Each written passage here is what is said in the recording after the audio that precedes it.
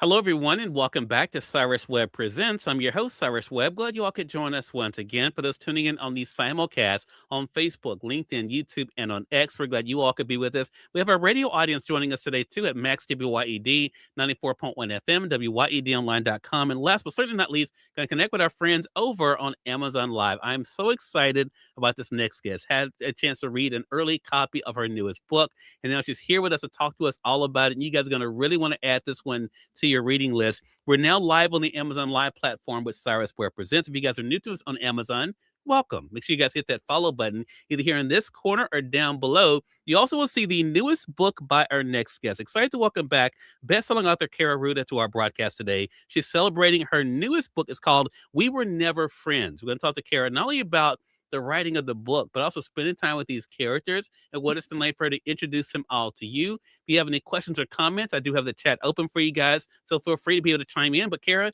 thank you again for stopping by. Really appreciate it. So happy to be with you, Cyrus. It's good to see you again. Hey, the pleasure's definitely all mine, and I appreciate that. It's always great to be able to speak with you. I always look forward to your books, Kaira, because I never know what you're going to introduce us to, who you're going to kill, you know, or Good. what I'd like to secrets. surprise you. Yeah, or what secrets are going to be there. Talk to us about the new book. What has it been like for you to see the way that readers are responding to it? Well, it's been really fun. Thank you, Cyrus. First of all, I love the title. So We Were Never Friends gets people kind of chuckling from the beginning.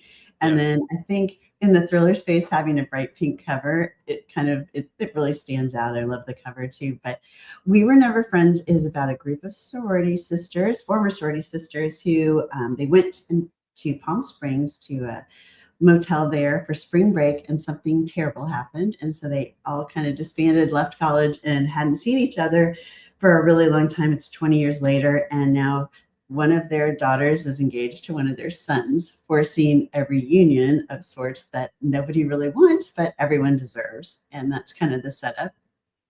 Love it, love it, and readers are already chiming in about how they love the characters. We're going to talk more about that, or talk around some things there. Kara, what has that been like for you to be able to not only to introduce these characters that some will love, others will love to hate, but also the underlying secrets and things that they're keeping from others? Well, yeah, I like to write about what's beneath the surface of seemingly perfect lives. That's kind of the theme throughout all my books. And in this case, you meet Roxy, who was the queen bee in college and is the queen bee still in her life. And she and her husband have redone this Palm Springs mansion, and they're very excited to welcome everyone back to show off, everything they've created in their perfect marriage. And I think readers like me as well like to see what the cracks in those kind of perfect facades. So that's kind of where my stories start. And Roxy and her husband Ryan are no different than that. Yeah. And in this case, we get to throw in a bunch of other friends or frenemies, as it may be. And so it really kind of makes it a fun setting. Yeah, I was just going to say, as you were talking, I think our audience can definitely relate to the idea that we all have those people that we do love to hate, but also that we want to be, right? I think that is the interesting dichotomy with some of these characters. And for those who haven't read the book yet, Kara, the other thing that is interesting, and I'm curious for you as the writer, what this was like. You not only stick with one of the one of the ladies, you give us different perspectives. Did you know going in that you wanted to do that, or how did you decide how you want the story to kind of unfold? Yeah, so I am what they call a pantser. So I write by the seat of my pants. And so that means, in my case, that I will have a character come into my mind. And in this case, it was Beth, who is sort of our protagonist, even though we have multiple points of view, as you've mentioned. And then I knew, because my family has had 2 kids get married and one who's engaged, I have like the wedding situation in my head. So I kind of had Beth has a daughter and she is engaged. And then I knew that Beth was not happy about who her daughter is engaged to. So Beth's daughter is engaged to Roxy's son. So the story kind of opens with Beth and her daughter driving out to Palm Springs, and Beth's dreading it every mile. And when they get there, Roxy, of course, is opening the door, and she's the kind of woman that has her cocktail dress matches the cocktail she's serving. And so she's in orange and serving Aperol spritz. And then I really didn't know who else was going to show up until the doorbell rang each time. And then Yeah, which is kind of fun as an author too, because when I'm surprised, hopefully you're surprised too. And so then along came Amelia, who was not invited but showed up anyway with a +1. Gotta love that. And then Jamie, who's a famous cardiologist, and when you're younger, she shows up, but she's kind of my shy character. When I was writing her, I kept noticing that all these other women were talking more than she was. I'm like, Jamie, you've got to have your point of view too. So that's Yeah. kind of how it unfolds when I'm writing. Wow. So that's interesting then, Kara, because this part of the conversation is going to be new for me as it is probably for our audience too. So as a pantser, at the writing using that technique, did you know who was kind of going to be the foil, or did you know what the thing was that kind of kept these women apart initially? I believe I knew what had happened their spring break in my head. I knew what the tragedy was, but Okay, I didn't know how it would all unfold over the got it. weekend. So yeah, they're kind of stuck together for a weekend, and that's when they all kind of had to tell their secrets. Mhm. And I think for people who have followed your journey as a storyteller, as I have done, but I also kind of seen the other work that you do in this literary space, Carrie, you have become someone who readers not only gravitate to because they love your stories and they all are page turners. I'm not just saying that because you're here. I mean, I always look forward to a new book by you, but also you're such a supporter of the writing community. What has that been like for you to have been able to write your own books, build your own lane, and have your own success, but also be so supportive of other storytellers? Well, that's been really such a blessing. It's amazing. I think we all know this empirically, but when you give back, you get so much more in return. And it's not the reason that you do it, but it is. It's been such a blessing. So Kimberly Bell, Heather Gudenkoff, and I started the Killer Author Club back in 2022 in the heart of the pandemic when I had a book coming out, unfortunately titled "Somebody's Home," and we were all at home. Right. That was kind of the genesis of the idea. And so I reached out to them and said, hey, you guys, do you want to do something different? And so we created a Killer Author Club. And we really try to focus on killing of the fictional kind in story, obviously. And so it's been a great chance for us to meet all of our authors that we love, as well as help support the writing community in general. So it's been a really fun Love that. opportunity. Yeah.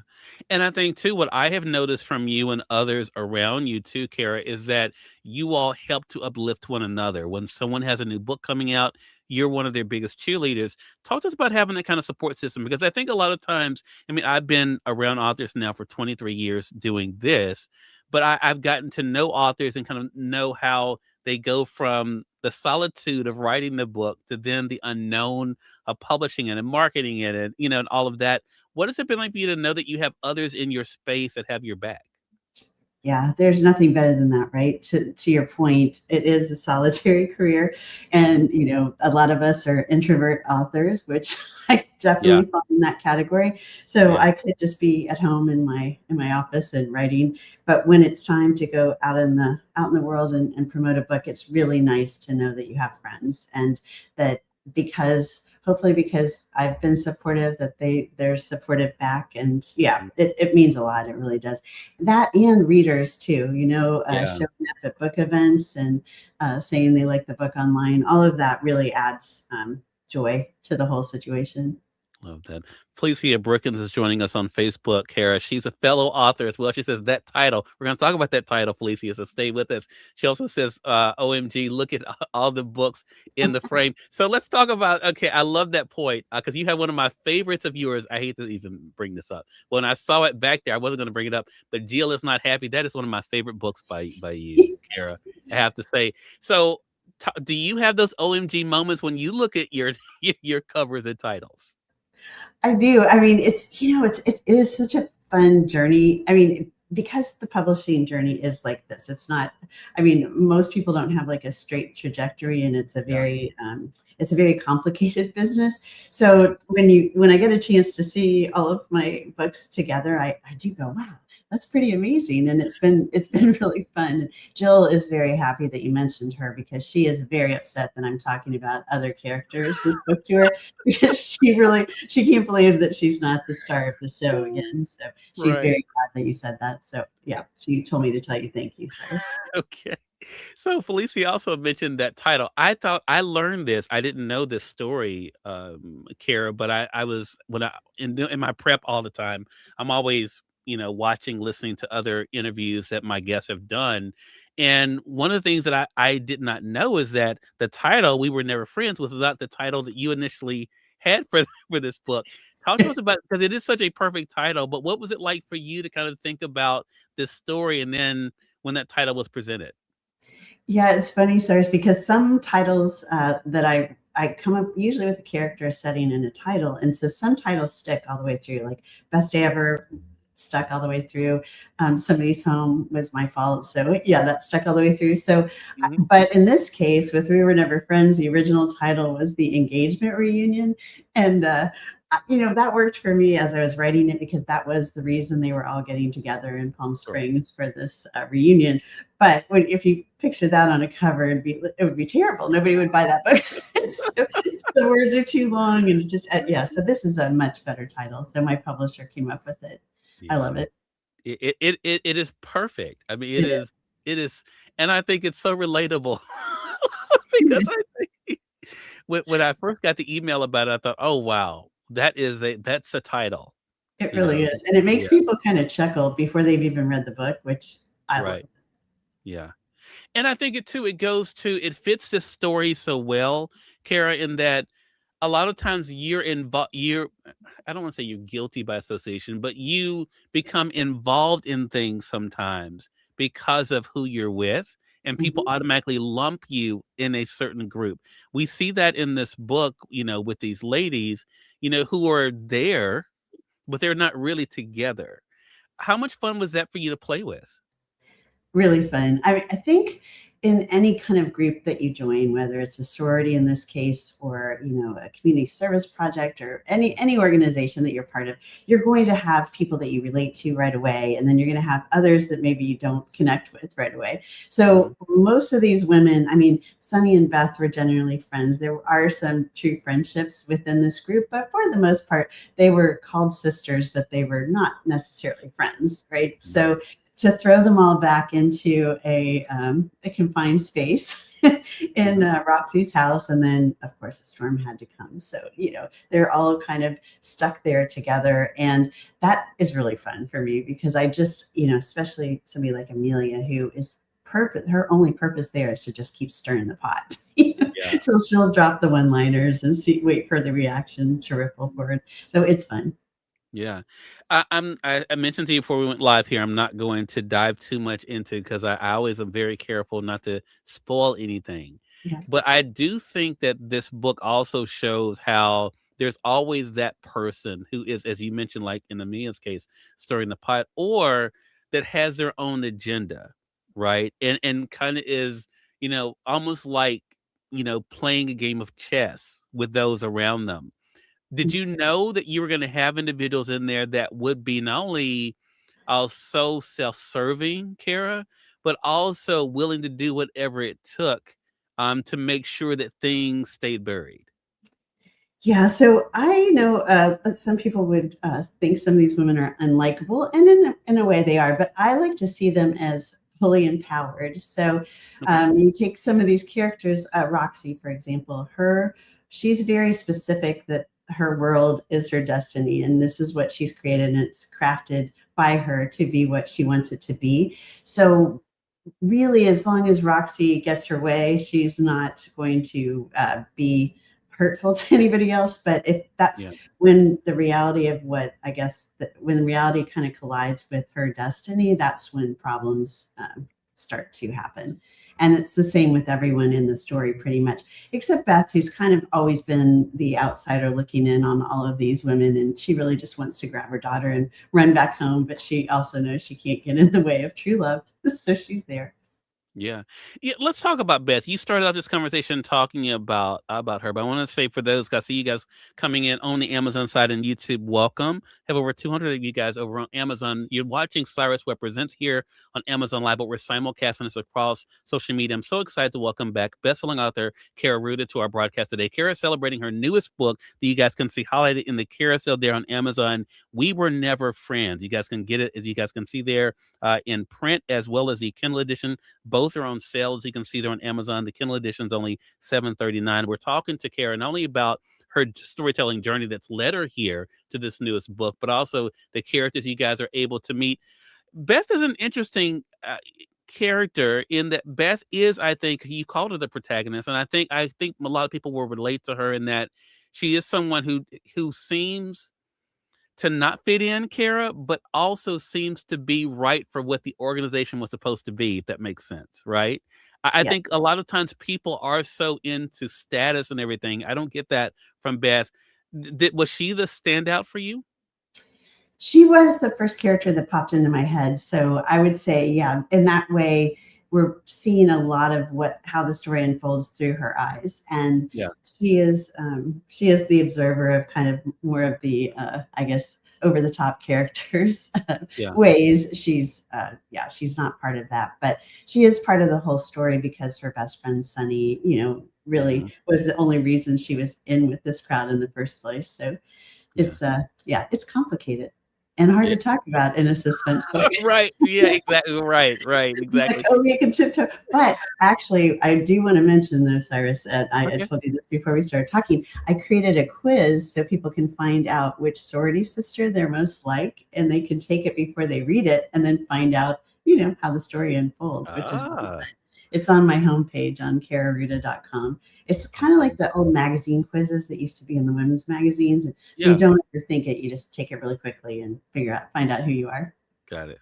Well, probably people who take it quickly, Kara, will end up being more honest, right? I think a lot of times when we put too much thought into it, we're trying to keep from revealing too much.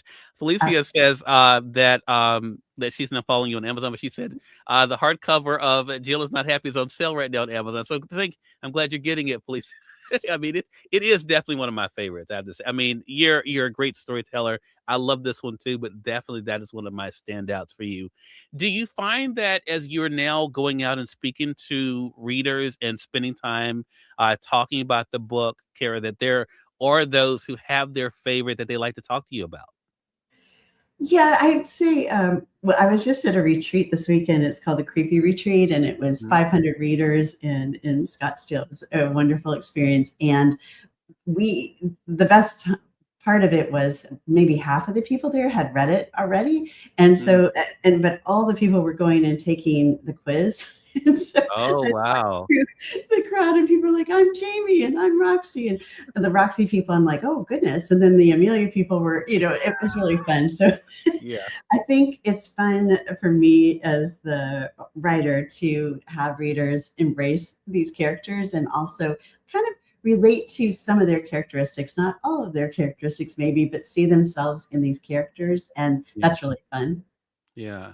Hello to you, Erica and Nicole. Good to be able to see you over there on IG. Glad you could be able to join us. For you guys who are coming in, I see you on YouTube as well. If you're coming in late, don't worry. The replay will be available. You guys can catch the full conversation. And if you're on Facebook, LinkedIn, and YouTube, there'll be a link to Amazon that'll bring you guys over to be able to get not only the new book, but also the other books by Kara as well. So, Kara, you mentioned your website. We're going to remind our audience of that, but I do want to ask.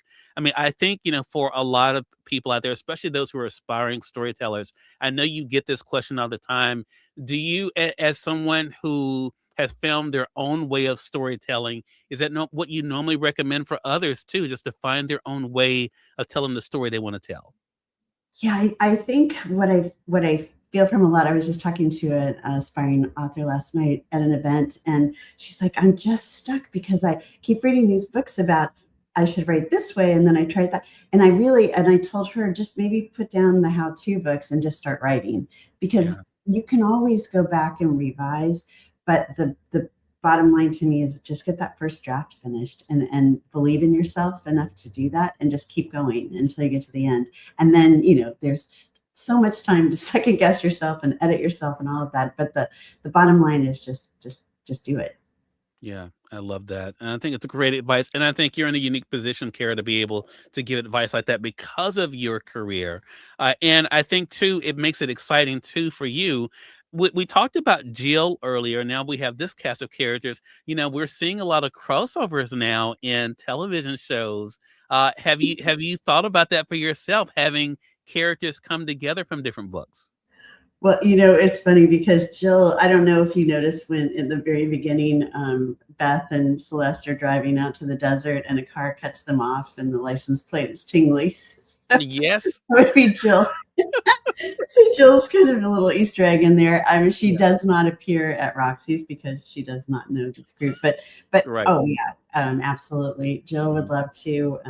Jill would love to participate in a reunion, of course, because she's always wanting to not have you talk about anyone but Jill. So yes, Yeah. I could see that. It would be fun. I'm looking at the next wife behind me as well, and Kate Mm. and the next wife would be a good character to bring back as well. Interesting. Yeah. Interesting. I love that. Well, Kara, I always enjoy talking with you. Thank you so much for the time. Again, everyone, best-selling author Kaira Rouda has been our guest. Her newest book is We Were Never Friends. That's the title of the book. And you guys can get yours right now in print or a Kindle as well. Kara, congratulations to you. Let our audience know again the website where they can stay connected with you. Okay, yeah, thank you. Thanks again, Cyrus, for having me.